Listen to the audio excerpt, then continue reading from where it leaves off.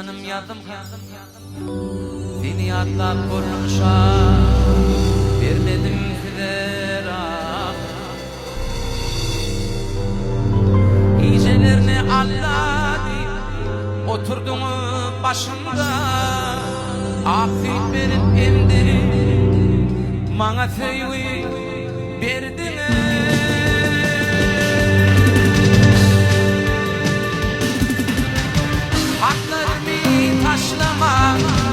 Haklarımı taşlama, yüreğimi kaşlama. Kaydıp gelir bir bölüm, gözlerimi yaşlama. Haklarımı taşlama, haklarımı taşlama.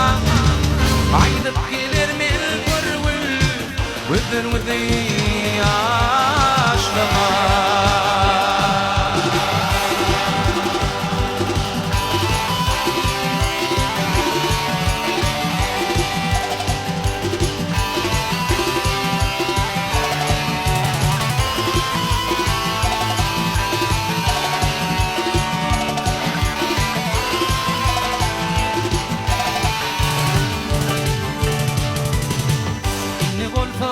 Cezan aşık oğlun yadyarlar inelik mehrini beyan ediyen bolup şar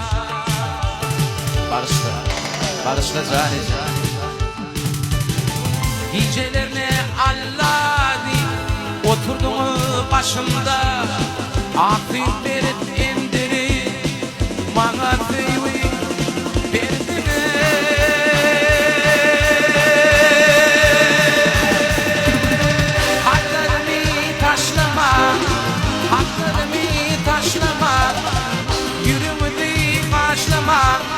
kaydıp gelir bir bölüm, gözlerimi yaşlama.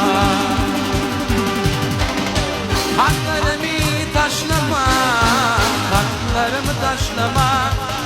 Kaydıp gelir bir bölüm, gözlerimi yaşlama.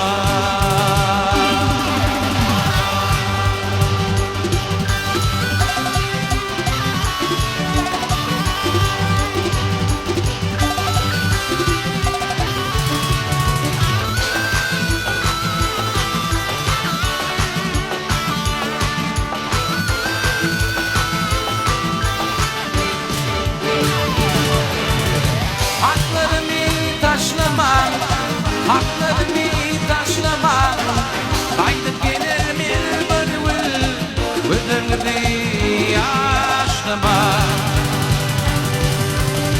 Haklarımı taşlama, haklarımı taşlama, kaydıp gelir